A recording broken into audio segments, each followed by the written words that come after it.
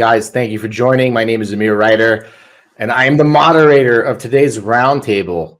And we are going to be talking about the topic of fractional executives, specifically in the go-to-market functions. Think chief revenue officers, chief marketing officers, CEOs, right-hand man like Cory. Quick announcement. Steve Burton the Great could not attend today. He was too busy taking out his kids to the playground in the UK. Steve, I hope you have a very nice day over there. But Cory, our Coxie, decided to take a break from his dental job to talk about his CXO role. So Cory, thank you for filling in. And we have our guest today, Denis. I like to call him DC because I can't pronounce his last name. Rosa, Yupari, and Cory, all distinguished executive fractionals who can talk on the subject. Thank you guys for joining today. Before you guys do a quick introduction, I get asked some questions. Just want to lay the groundwork, right? I react to data, right? And in our marketplace, we saw a spike for fractional executives, and I can't explain that spike because I can just see it. So I reached out to my friends in my community and said, "Can you guys help explain this spike?" And they said, "Sure, we can." So I'm going to moderate. I'm going to ask some questions. I'm going to share my opinion.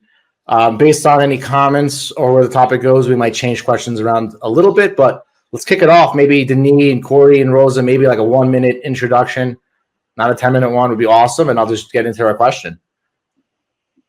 I'll start it off with Denis. We'll go top right to bottom left to bottom right.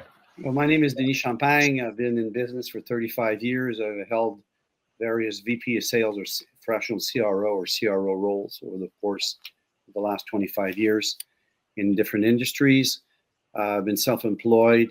I know how those models have worked, and I'm happy to be here to bring my 2 cents to the table. Yeah, I'm gonna add 2 things. He's got a 600-pound squat. He's jacked, and he's done a lot of fractional executive work for billion-dollar telecom companies like Telco in Canada, which he doesn't brag about, but I think is great. But thank you for that intro, Rosa. What about you? 440 the squad, not 600. I round it up. We round up here. So my name is Rosa Yupari, and I am a Latina engineer that made it all the way to chief revenue officer in the telco space, actually, for a public company. A lot of my life was in the corporate world, companies like 3M and Nokia. But then after achieving chief revenue officer title, I decided to slow it down a little bit and going into the fractional world.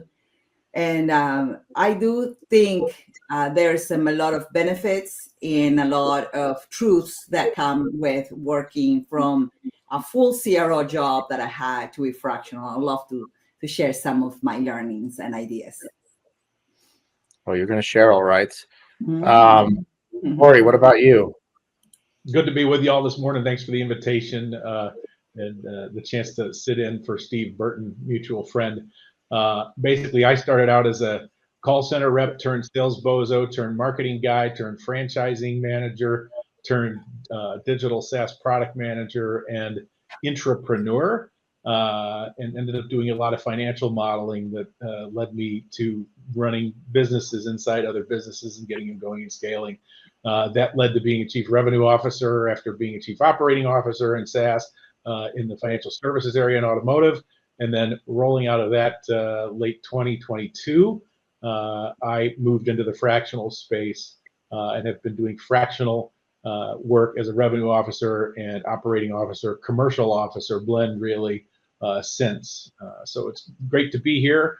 Personally, I'm a choral singer. I've been involved in the founding of 3 professional choirs, and that's what I do for fun. Good to be with you.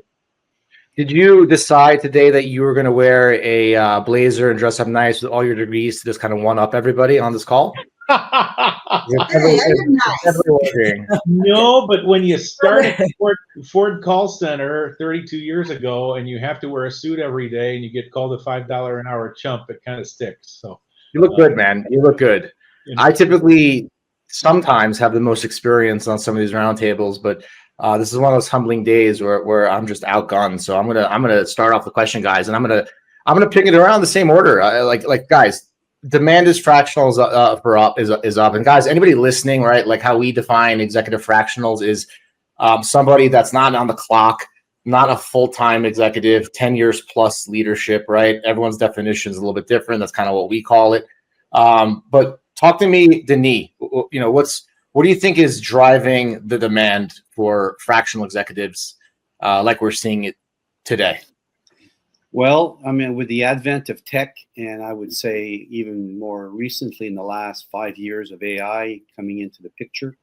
By the way, AI has been around since Google search, which is AI as well. So let's remove that.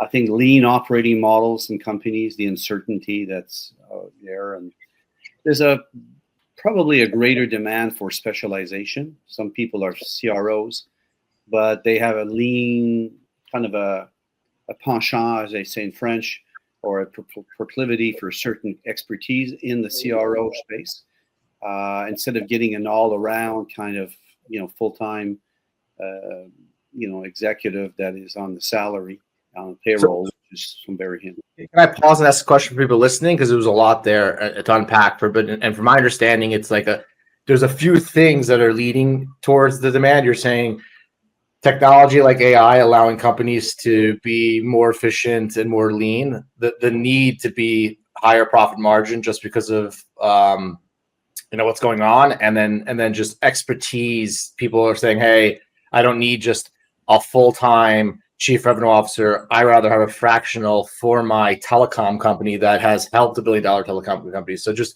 it's almost like a perfect storm of AI, profit margins, and specialization. Yeah, there's a lot to unpack. It's true. I did make a broad statement there, but there's a growing need for I don't think it was broad. No. I think I kind of agree with you, right? And I don't think it was broad. I was just trying to bring it together because there's sometimes people listening to this are experts at fractionals and sometimes they're not, right? So it was less about it being wide and more just slowing it down. But Rosa, what about yourself? What do you think about this surge for fractional executives right now? Do you tend to agree with Denis? You got a different take, a different flavor? What are your thoughts? I'm going to bring it from a different position. I think I'm going to bring it from the supply more than from the demand. I think a lot of people have decided that they want to kind of work as a job, but they choose a different lifestyle like I am. And they decide, okay, I'm going to go ahead and do it. Instead of working part-time on a contract, we're going to go to a company and offer all of our expertise, but they can't afford to pay us because some of these companies are still in the beginning, somewhere between, being a founder-led sales to the way where they're scaling up. And I believe that there is a gap, like a little transition, where companies are finding that there is a need of an interim position, right? Where they don't have perhaps the desire to pay for a full-time CRO. A VP of sales is not a CRO, right? And I think we need to define the difference between VP of sales and CRO. But they're not on the scale-up mode yet. So do they really need a full-time CRO? I don't think so. So I think that between the amount of people that I've seen going into the field as fractional CRO, fractional CMO, and that is specific need and like transition period, I think it created a perfect supply and demand. But who knows how AI is changing things, but I believe we are going into the gig economy, and I think this is part of that. So there's two things that I heard, right? It was interesting. You kind of lead first on the seller side, right? And you were like, well, actually, there's just a lot of executives out there that don't want to commute to the office every day. They don't want to be at Boeing for 25 years. They don't want to necessarily run XYZ business, and they rather be an independent contractor, which is like a business owner, right? Mm-hmm. So you're going to focus on and I agree with you, right? I'll also add, I'd also add that there's, a tremendous amount of women executives that enter the workforce, right? And then they tend to sometimes have kids, then they go home to raise the kids, and then they say, okay, now I got 20 to 30 hours a week. I've helped the company turn into $1 billion company? How do I use these? And obviously that goes both ways, right? For someone else who can obviously be a stay-at-home dad. And then you mentioned on the supply side, you got a little bit of knock to like, you can't afford us, right? Which is also a little true, right? And I think we all should talk about the affordability as also a factor of profitability, right? Right. In order for a company can't afford you if they hold their profit margins where they want to be, right? So it's also kind of being like, well, we also live in a market where you got rising cost of goods, rising cost of everything. And now in order to be competitive, they need fractional talent, right, to solve their problem when they need it most, which is almost kind of like how Cory works as a dentist, right? He puts on that dentist paper. He specializes in just the right molar, right? The white chair must be that giveaway that I. Now we're going to segment into you, Dr. Cory. The past week, no. From a driving of demand, to me, it's the pain point in the business as relates to the market and how they operate. That's driving the surge in demand for fractional executives. You have startups and you have scale-ups that want expertise and experience on how to envision the go forward to move beyond their current pain point, whether it's they don't have the pro formas properly built out from a finance and financial planning and analysis perspective to secure the capital, and they're having issues delivering because they don't have enough capital. So they need that type of lens. They need foundations with standard operating procedures so that they can have repeatable process that they can have confidence in. And as they begin to scale up, they can train folks to those processes so that they make sure that they build a sustainable, repeatable culture that gets the results they want in a brand accretive and ethical and team-oriented, collaborative, customer-focused way.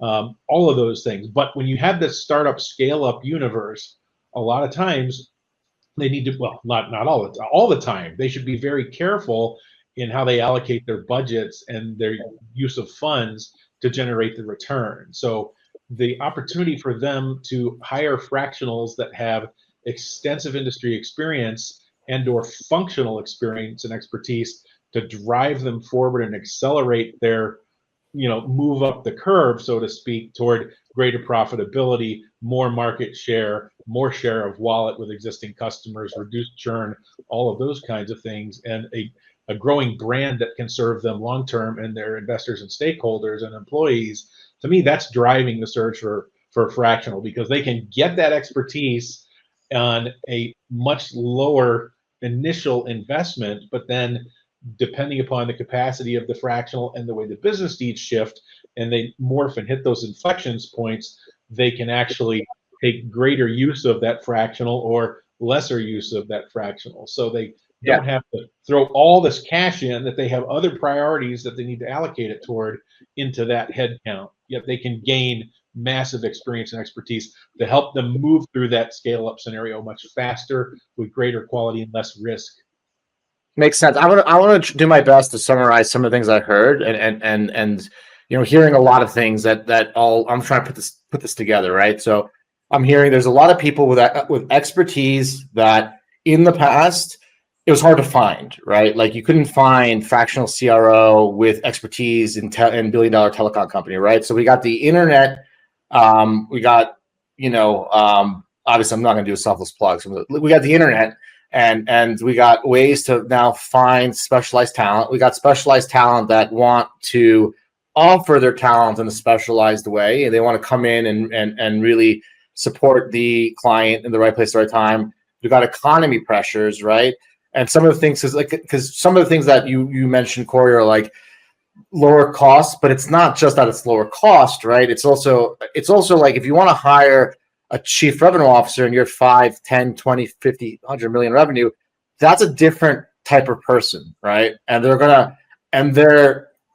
get a problem because the company grows and now you need different skills. So I'm also understanding that like it's almost like how they're giving a company the ability to use the right Lego piece, the right executive Lego piece to get you to the next level. Because it's a bunch of things, right? It's like increased profit, how to access talent specialized, right? And then how to actually get the right, fractional CRO at the right time. You could be at a company for 1 month and execute your work. You could be for 5 years, right? Because the company has to change. And so for me, it's a lot of it is flexibility and being nimble to compete. Is that a good summary of like everything that we're talking about here? Why the demand is increasing? Yeah, that's exactly right. Don't Flexibility to gaslight me, Cory. effectively, totally on target. So I'm gonna tell a personal story, right? Because I'm actually, interestingly enough, like we got some demand for fractionals. We all put up a new department. I'm working more with the community. I see it as a way of showing just a premium expertise, but I'm also looking for some fractionals. And I'll tell you, I'm going to give a shout out. So David Manjura is actually, he's our chief rev ops officer. He saw a post from a guy named Matt Smith. The post said, something about helping marketplaces go from 0 to 100 million bootstrapped. I didn't research the guy and I didn't even look at him because I'm quick draw McGraw. And I just messaged him and said, be my mentor, right? His name is Matt Smith, awesome dude. And I get on a call with Matt the other day, and the conversation is around being a fractional VP of sales. And his experience was working at AppSumo, right? He worked at AppSumo from 0 to 100 million, which is a discount software marketplace. They got some other stuff now. And for me, it's like, well, this guy's already been at multiple marketplaces. I want to bootstrap the 100 mil. He's been on that run. He's seen the mistakes. He's seen what didn't work. So like the conversation went really well because it's like, okay, I can't afford a full VP of sales, right? I most of my team is at Columbia, right? I'm not an American. And I was able, the conversation's still going, right? It just started, but it was like I was able to get exactly what I was looking for because the VP of sales that I would look for was a guy who's been at a marketplace from 0 to 100 million, right? And another opportunity that I had was that I need some help setting up my Stripe Connect for marketplaces and all the financials. And I tapped a lady that helped me 7 years ago in Colombia. Her name is Maria Bejo. She married Eddie, my co-founder. And she's considering coming on as a fractional CFO for CloudTask on 10 hours a week, right? To deliver some high level stuff. So, I'm trying to explain my demand as a buyer is because I need specialized talent. I want to find people who've already made the mistakes, right? We didn't talk about that, right? But if you hire a fractional executive, sometimes they see mistakes, right? Like Denis, you probably saw a $400 million mistake that a telecom giant makes, right? And you could share that and help someone make the mistakes. So I'm sure one of the things we missed out is that the reason why demand for fractional is probably growing is because people want to hire people who already failed and know the answers. That's my opinion. If you guys want to give a quick comment on my little final statement, we'll go on to the next question. I have something to say about the demand, which is interesting. I don't think the demand is new. I do believe that they have been consultants all along. Before they were called consultants, right? You went out, you had all this experience and expertise, and you worked for a consulting firm, and you went there and you did, the frameworks, you did the go-to-market, you presented all the stuff. But now there is a thing called fractional. And although the job has been done all along, we have different terminologies. And in B2B, we love buzzwords and we love new terminology. I do think though that the one difference is that as a consultant, you were more on the delivery of frameworks and go to market and all that good stuff. As a fractional, you are more hands-on. And for that, I think there is a big challenge, is having the CEO hiring you as a fractional, but thinking that you're a consultant. And so I'm constantly getting asked about the demand and the supply, because some people are thinking, well, it doesn't seem like the demand is growing. And some people think, yeah, the demand is growing. And I think it's that confusion of how much involved you get. And as a fractional, you really you're hands-on and you're in charge of the execution of whatever plan you put together. So I just wanted to bring that differentiation, because I think that always we get a little confused on exactly the definition of a fractional. Exactly. Almost like a fractional is like your investor or your board or your advisor, right? They're not there to be in the trenches, but they're there to guide the strategy, hence the executive level, right, of a fractional CXO. On to our second question. Talk to, Denis, I'm going to start with you. What stage or situation should a company consider bringing on a fractional leader? If you got a story and you want to lead by a business challenge you saw, that'd be great. Well, I have one that I started back in 2010. I reached out to this company. We had exchanges when I was working with another client, and he helped me out. And so I decided to reach out, have a lunch with him. And he had just kind of mortgaged his house because he made a huge mistake in some of the hiring he did. And what they call the headhunter firm at that time. So he was really stuck. He had very little sales or culture in the organization. And so what I did is I told him, listen, maybe you can take me on for a couple of weeks, see if it works together. And if it does, then we continue another 2 weeks. If it doesn't, then I stop. And that kind of appeasing kind of role model for him was something that he could embrace. Obviously, the dollars and cents were not as much there as it used to be. So it was kind of a thing. And I stayed there 5 years and helped them to, break through their first million. They were a very small firm at the time.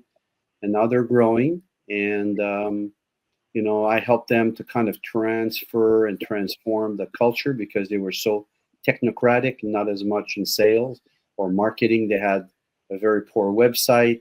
They had very little traction with clients. They were very much based on their production of great tech tools. So that's an example of where, they wouldn't have been able to afford me full time, and I didn't want to. Was that like overall they had the business challenge of just not growing fast enough? No, they had to change their thinking and their mindset. On my website, there's actually a testimonial from the president saying that he helped us to kind of migrate on our own minds as to what growth and revenue represented. There's a lot of people are out there who are focused so much on product, they don't want to deal with having to generate revenue. It's just that kind of makeup they have. So, but would it be safe to say that their business challenge was they need to generate revenue, and how you solve that problem was by delivering executive coaching to change their mindset? So like it sounds like the change your mindset was the what, the why was we need more revenue, or am I off? Well, I didn't coach them about them. I just did what I usually do, bring some more joy to the culture, bring some awareness of how important, taking care of clients and how to approach new people. I've been coaching prospecting B2B for many, many years. And I had a call center for 10 years. I trained over 1,000 of these people on the phone, transactionally, not, likewise, but still, it's just. You sound like a young Rick Rubin. You know who Rick Rubin is? Yeah, of course. He's the guy behind Jay-Z and all the top songs, right? With Simmons, Yeah, but that's it's a similar approach, right? The guy's kind of like, I just have a magic touch for music, and it created billionaires, right? So it's interesting because obviously your delivery method it comes out to be more like health. It's a different angle for solving the problem, right? And that's obviously something you guys can learn about in the future when you check out Denis. Rosa, what about? Well, you know what? I'm gonna. Matt, let's ask it. We'll put this question up right after this question, right? Because Elise is awesome, and I'm going to answer that. But Rosa, maybe you could chime in a little bit about the stage of a company should consider bringing fractional leaders. Yes. That is very important, and I'm going to say that when you're talking about your ideal customer profile, is even more important when you're a fractional to know at what stage of the company you're going. And by the way, when you're really decided to go to a fractional, my last fractional engagement, they offered me a full-time job. And I'm not going to stay as a full-time job because my job there is to be a fractional and to hire their full-time job CRO. So the idea of this transition and what you're helping the company are two things. One, they have to be a company that cannot afford a full-time fractional. In my case, I found anything between 5 million and 50 million. If you're less than 5 million, you don't need a fractional CRO. because you don't need a whole process. So the definition of a what about fractional of a fractional? Well, you can be a no, and then you just become an advisor. What I think Alex is bringing a right point. Not everybody is a fractional, and I want to make sure that there is a definition. You can go and advise. A fractional is not a fractional CRO. I'm going to say it is not a VP of sales or a salesperson, right? They're not going to come and do the sales for you. They're going to come and form the processes and structure. But if you're an entrepreneur and you're bootstrapping and you're trying to grow, you don't need stable stuffing processes that are going to make you less nimble. Okay, you're going to need guidance. You're going to need some advisory to go ahead and make it to that level where you're really going to need to set processes and standards. Rosa, can I ask a question? Go ahead.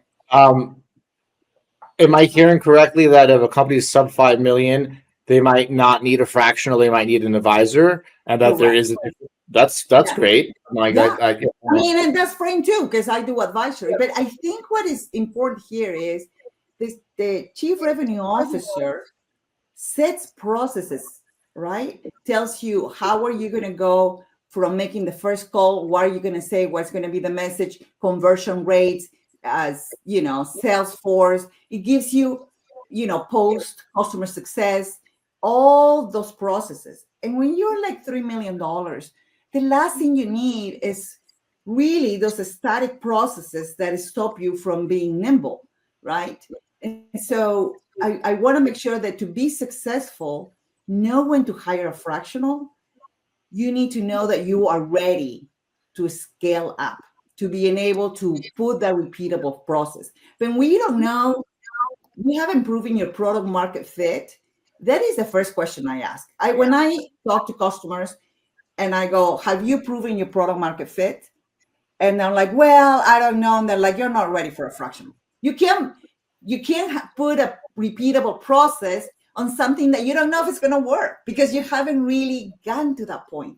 So my advice to a lot of the fractionals out there, make sure that when you talk to people, you understand, have they found that price market fit and that product market fit? And they are just right before they go into the $80 million, right? If you're, $50 million, that's exactly where I think they need it. I'm gonna pull it back a little bit, right? Because we were talking about what situation should a company consider bringing a fractional leader, but you're like, hey, before you even do that, you're skipping a step. You first should understand the difference between an advisor. You should understand what a fractionals do, right? So it's like you can't answer this question until you actually understand, what these people's roles are, get a definition, and then once you have control of that, then you can ask yourself, what is the right fit for me, which I think is great. What if I told you I put that question on as a trick question and you're the only one who got it? I'm just kidding. It wasn't a trick question. But you definitely are. All right. Dr. Cory, what about you? So the question was, at what stage or situation should a company consider bringing in a fractional? Yes. If they have revenue growth and they've identified gaps in their team capability and their financial position allows them to bring in somebody to close that gap, to augment the skill set, bring in the knowledge, and they're willing to let someone participate. If it's a fractional CXO, participate and grant them authority to involve in direct strategy and direct the execution and actually do some of that execution to move them to the next level. That's a really good time. I'll give an example. I was with a company that had done $8 million on a rolling 12 prior to bringing me in as a fractional chief revenue officer last year. They had done it all on letters of intent. They did not have any documented standard operating procedures on even some basic things, and they were getting ready to hire a sales team. And they knew that they had risks of getting fleeced on some contracts based upon using LOIs, but there were some industry things with that. So they did not have internally the capability to move out of the operational layer of executing day to day, which is super important to getting things off the ground when you were in the startup and into the scale up realm, to moving into the strategic level of integrating and orchestrating to then enable them to move up to the next level, to go from 8 million to 10 million to 12 million, et cetera, et cetera. So that's why they brought me in. They did not even have financial pro forma forecasts that had any level of rigor to them to suggest this is where we are going to go, and we're going to need this new hire at this phase and this phase, even as a quick pencil in a document. So given that they did not have those skill sets, that's why they were seeking help from a fractional CFO, who then for the go-to-market brought me in as a partner in the fractional revenue officer realm. And because there was so lean on personnel, but they had the cash coming in, it enabled them to make that investment in me as a fractional to then set the foundation so that it could go to the next level. I mean, there are all sorts of things that young founders or founders with limited experience, but that find a real niche that they can exploit, to Rosa's comment about their ideal customer profile and fit into the market and where the niche is, and then their unique selling proposition and value offer that have gaps in the experience, skill set, and strategic development necessary to move to that next level. So in that case, it was an $8 million ARR company.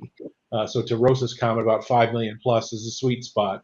To Guy's comment earlier, the notion of leveraging a consulting engagement to get that external perspective and lens, understand what experience is out there, is a great way for a fractional to offer value to those founders and CEOs and their partners, to then understand, is this the right time and the right situation and the right stage to bring in the fractional, because the fractional will help close these gaps, will help orchestrate and integrate and enable them to go to the next level, and the company is in a position to afford that. So that's my comment on the staging. Doctor.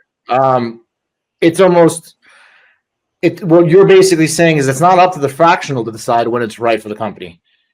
It's up for the leadership of the company to understand the gaps. Okay.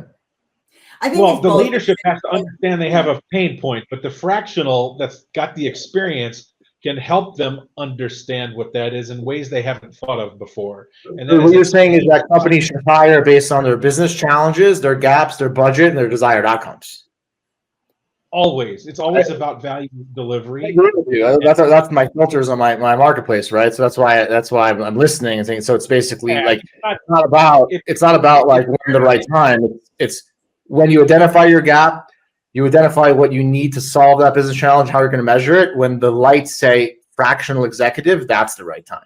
So I have a question. It may be that they're dropping through enough to the bottom line and profitability and EBIT and whatnot that they're getting some retained earnings in the business that they're like, okay, I now have an ability to do this, and I know I have this pain point.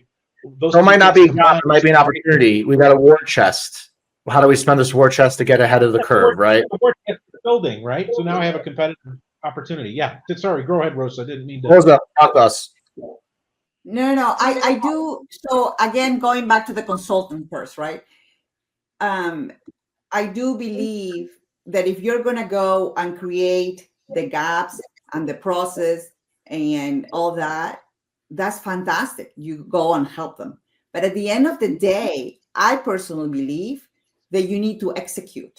In other words, if you don't have salespeople, maybe because I wasn't real chief revenue officer, I had a sales team. So do you really need a chief revenue officer when you don't have a sales team? That's my question. So if you go into a company and they say, oh, I need a fractional CRO, and you're like, but I don't have any salespeople, right? Do you really think that company needs the real definition of a chief revenue officer, or do they need a trusted advisor and consultant to help them put together the structure to hire the sales team? But I do want. No, but you're still saying the same thing where, you know, you're still saying the same thing where the demand is going up, but there's also a lack of understanding of what these roles are. Yeah. And I think that there's a lot of companies out there very disappointed after hiring their fractionals. And they're very disappointed because they think that the fractional would come in and be a salesperson as well. They'll make their product amazing, right? Yeah. I mean, you're like, can you make my product amazing? And why haven't you sold? Why haven't you talked to all these customers? And you're like, well, you're supposed to have a sales team in there, right? You're supposed to allow me to hire your sales team. If you just have all the accountability without the authority, you're a consultant. Yeah. So I just want to make sure that we understand that. I want to make a statement to that. Anybody who works for a company with a really good product and a really good service that's high demand is going to look good.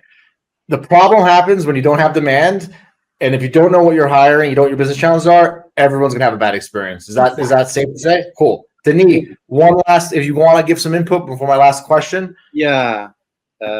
I always start the question with people, and I ask a very simple question, which summarizes product market fit is, do you know what are the real strategic, serious problems you solve?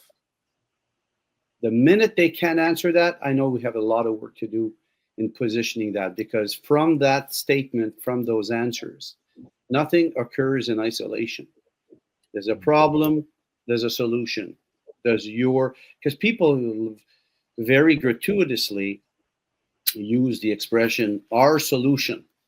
I said, well, why don't we talk about the problem in relation to what you do and see if that is the solution? Once that has been clearly articulated, defined, written down, and we all are on the same wavelength and on the same page for that, everything else that I have found emanates from that. That is to say, the core messaging, finding the right sales profile, salespeople that can do the work, the geography, everything that you need to segment to be able to be highly specific in your narrative, nailing the narrative, coaching the reps, disciplined execution, targeting.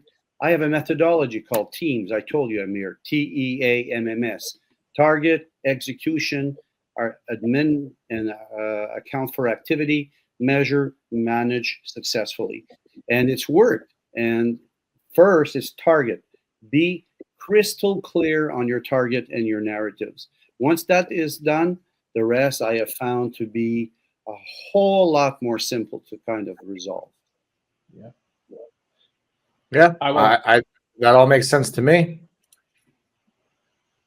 And you know, what's interesting to that point is that, sorry, Cory, go ahead.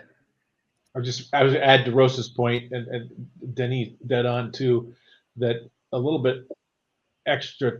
If you have a CEO, and I've seen this in the past, that you are involved with an advising who's a product guru, who's product brilliant, and because he or she is the CEO, they are going out as the principal salesperson to start, and they luck into through network a couple of different contracts.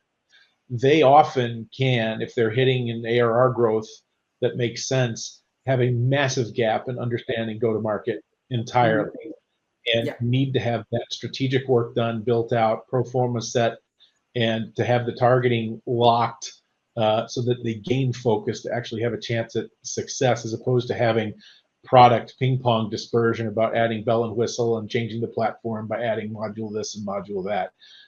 And that is a scenario where a fractional revenue officer, commercial officer can add immense value to that founder if they are a product person.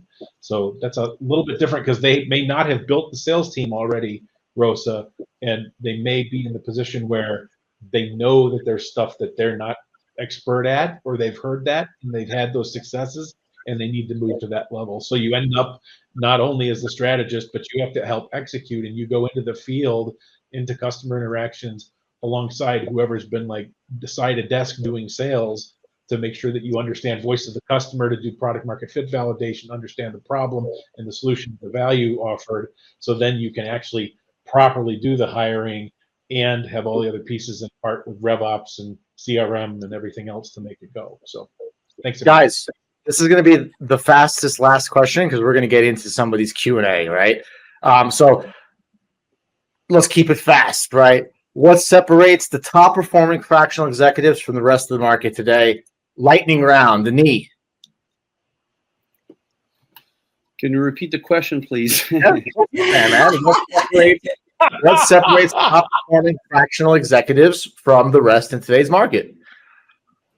Well, experience, having gone through the various rungs of the ladder, having learned, the bottom. I mean, it's real experience and not fake experience. Yeah, like doing the real thing, getting on the phone, prospecting, understanding the messaging, listening to your clients, having conversations with your clients, not to act as though you're trying to find the angle to continue your pitch, but really understand. The best fractional, in your opinion, are the tactical ones that have the experience and do the work and have done the work. Yes? Done. Rosa. I think the well-defined KPIs. I mean, I cannot insist on that more. Would you mean the best executives are the ones that don't take on clients who don't give them well-defined KPIs? So what is that? What did you say? I didn't hear. You were talking about the KPIs defined. So I was saying that what separates the top fractional executives are the ones that don't accept business from a customer that doesn't have well-defined roles. They say no. No, what I'm saying is, if you're gonna go, you have to agree on what are the metrics of your success. Or if there's no metrics yet, because like Cory was saying, you're at the beginning of founder-led sales, and the founder run out of friends to sell to, and then you have to look into the deliverables. But I think that the most successful fractionals are the ones that clearly go and say, this is what we're going to give you, or these are the metrics. Like, we're going to move your conversion rate from 10% to 30%. Rosa, can I translate your answer into ninth grade language? What? I want to translate your answer into ninth grade language. The top fractional executives are the ones that know how to say no. They're saying no to customers that don't have clear expectations, business analysts. Okay. Yes, because you're going to walk in and it's going to creep. No, I like your answer. My job as the moderator. My job as the moderator today is to be the fractional executive whisperer, right? And take all your 30 years experience and make it into one sentence. Dr. Cory.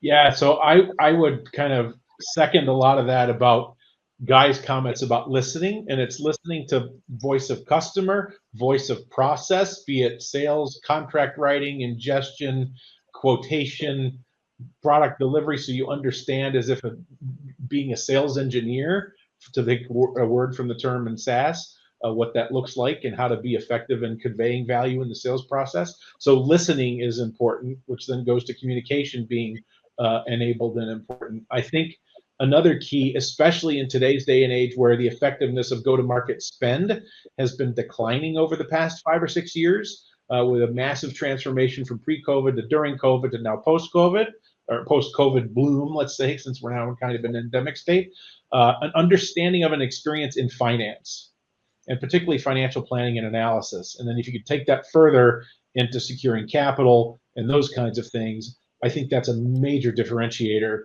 that can make the fractional that's expert and capable in their functional area, sales, marketing, customer success, all the pieces of revenue, product, IT, you name it, legal, HR, whatever, that finance component is a real difference maker to me.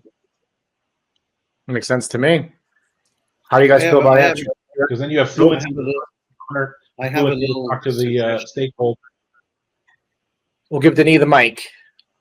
Well, no, just kind of an appendix or a parenthesis. I learned a long time ago the word no has many meanings. There's a difference between no N-O and no K-N-O-W. I don't know enough. Tell me more. So listen to your point, Cory. QA time? What do you got? How do you guys feel about QA time? We got any questions? Oh, wow. You're going to open. What's the minimum bar? Oh. So we got a question from Amit Baruch Y. What's the minimum bar to be seen as a fractional CMO in your opinion? Ooh, That's a good question. Who wants to take this? We'll get one person to take a question because I want you guys to get back to work, right? It's delivering value as seen by the client that's rewarded in the market. And then there's a lot of things that touch that. But to me, that's the key. Do you think that it's also maybe like a minimum bar as far as like experience levels? Like 10 years plus, 15 years, 20 years, that doesn't matter anymore. No, it's not the years. Helpful. No, it's the learnings. It's the KNOW that Denis mentioned. Based upon having seen the failures, lived through some of the failures, contributed to some of the failures, made an experiment, tried something, it didn't work, and then oh wow. I mean, one of the best things I ever had the pleasure of doing is launching a retail digital program for Nissan and building it as a business inside Nissan Motor Corp as an entrepreneur. And the first domino I did to make sure that we had a successful launch is the things that the dealers were complaining about at Ford Motor Company are the things that I avoided doing at Nissan. I basically launched the exact opposite of where Ford had ended up with some of these pieces of the program. And it worked out great because it was that KNOW learning, even though I hadn't done that work at Ford, I'd watched it as an adjacent stakeholder, supporter, collaborator that made all the difference to the adoption within the Nissan Infiniti dealer body. KNOW. It makes sense. Makes sense. That's why, because if you know enough, you can say no and no. Mm-hmm. Yeah. Yeah. Same way you can have an 18-year-old world champion of tennis, right? They don't have to be 30, right? So it's yeah. That makes sense. But I will say, in seeing some of the fractionals and the fractional groups that I've been in, you had people with 25 years, 30 years old, and unless they had a lot of experience in those 4 years, those 9 years of being in the workforce, or maybe it was 12 years in the workforce, it's hard to really deliver the value that a seasoned fractional can be if moving into a CXO role that can be offered by what's available in market at those experience time horizons. So you want to watch both. What you know and your experience, they can both go in the same direction. They can be in the opposite direction. And you got to be mindful of where they both are at the same time when you're going to hire somebody, if that makes sense. Yeah, if you're not actively learning all the time from your failures and experiences, what value are you really going to offer? Makes sense. All right, another question from Ronald Wyatt. How do you typically model your fractional compensation agreements with your clients? Do you require a minimum time length commitment? What are the objections from a prospective orgs when exploring your fractional offerings? I can answer that. Rosa. Okay, so this is very important, your fractional compensation agreements with your clients. I believe that you have to have a retainer, right? Whatever you decide, usually I don't start with less than a day a month because I can't get anything. I mean, a day a week, sorry, because I can't get anything done otherwise. But I usually start with a day a week. And let's say you say, okay, I charge $7,500 or $10,000 or whatever your experience is, right? And also, I think this is like a rule of thumb. You figure out your years of experience in that type of position, and it kind of gives you the freedom to charge accordingly. But then I always leave a little bit of performance based.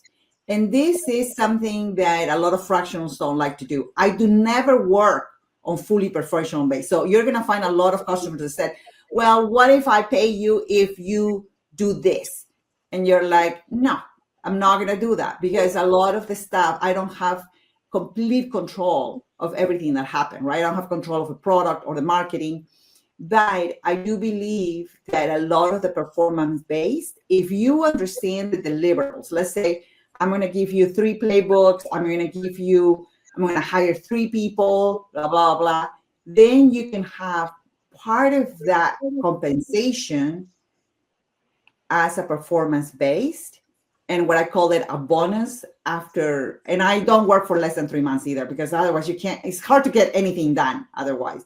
So I would say this is a bonus, and that's worked for me because it gives the client that you have a skin in the game, right? That you're not just going to go and talk and give them another gigantic PowerPoint presentation. That you are there, right? And you're going to roll up your sleeves. I do believe that model works for me, but never completely compensation based.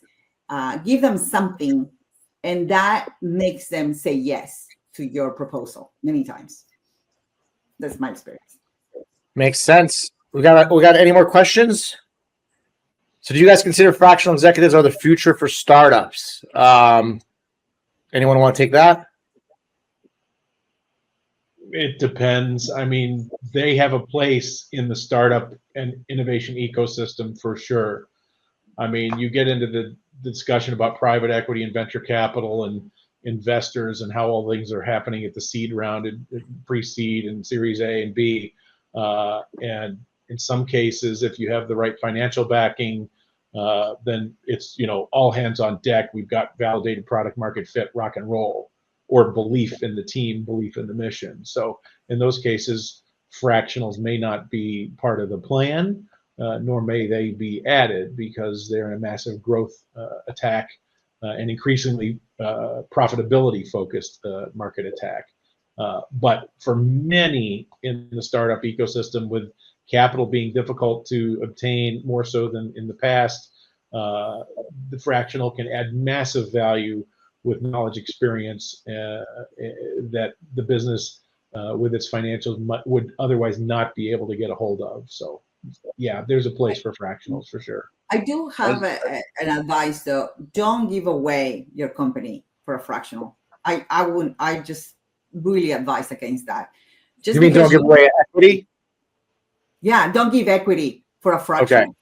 I mean, it's a fractional, right? I mean, they're not fully in, and then the fractional will leave, and then you've diluted your company. Whether you are successful or not, based on their advice and their work, you'll find yourself diluted. That's my entrepreneurs have suggested that to me. Like, hey, what if I give you equity? And I go, many people will take it, but I would recommend to you bootstrap, hire a sliver of fraction, but try not to give your company away. Yeah, so for fractionals, for startups, if you're going to hire fractionals, give them a base salary, maybe give them some goals. Don't do commission only. Don't do equity. I agree with all of that and sentiment. I don't think we have any more questions. Go ahead. I'd like to say about scale-ups, maybe not startups, because they don't have really a lot of capital. And the angels that come in, they want to see full-time people. They don't want to see fractionals. When they look at the model of investing, they want to see someone who's going to be full-time engaged. So when they see fractionals in your model, they go, they're a bit shy in investing. That's my experience with investors. And I work with a group for the last 25 years, and they say, is he full-time? No? Okay, we're not interested. They want full-time head counts, so that's just my take. Two more questions I see. So Roger, yes, I have a newsletter. It's called the Rev Up Weekly. We send a recap of everything in that. So just subscribe and we'll send it to you. And then I don't think this is a question, but it was a statement from Alice. I just want to read it real quickly before we take off. Fractionals do the work and manage the people. I do a lot of the work of a fractional, but I consider myself a fractional. I'm a strategy advisor. I don't manage people, but I might manage a product. I don't build a process, but will guide them through building it. Companies need to be clear. Before we take off, guys, agree or disagree with Alice? I agree 100% with Alice. Yeah, it's a bit hands-off. It's a bit hands-off. I will guide, but I won't get my hands dirty. That's a little bit what I'm taking, but it's just my take on things. Makes sense to me. Yeah. Everybody. Sorry. Just real quick, if people want to understand some of what's needed in a fractional world to be successful. There is a video on YouTube by a former professor of mine from INSEAD in Singapore named Ian Woodward, who is fantastic. And it's a TED talk, and he talks about leadership altitudes. So if you look up leadership altitudes, Ian Woodward on TED talk on YouTube, it's phenomenal. 18 minutes. Goes to strategic, operational, and interpersonal, and how those connect. And when you're talking fractional, you really want that strategic capability, but you also have to have the experience to move into the operational execution and understand the self too. All this makes sense to me. Anybody who is listening to this roundtable, we're going to have many more webinars, many more roundtables. Information is why we're here. It goes without saying that you guys can connect with everybody on this panelist by using their name. You might have to put doctor before Cory. But yeah, you guys, I do advise you guys to get talking, ask questions. If you are a fractional, our dear friend Steve Burton has a WhatsApp community we can add you to. And everybody who took their time, you three fine gentlemen and Rosa, appreciate you guys. And thank you for being part of this roundtable. And I'll let you guys all get back to helping the companies that you help every day. So thank you for this. Take care. Thank you. Appreciate it. The opportunity, Amir. Good to get to know you, Denis. Yes. Rosa, always a pleasure. Oh, bye-bye. Always. Nice. Bye. Another smoked old fashioned. Eddie V's. Here we come.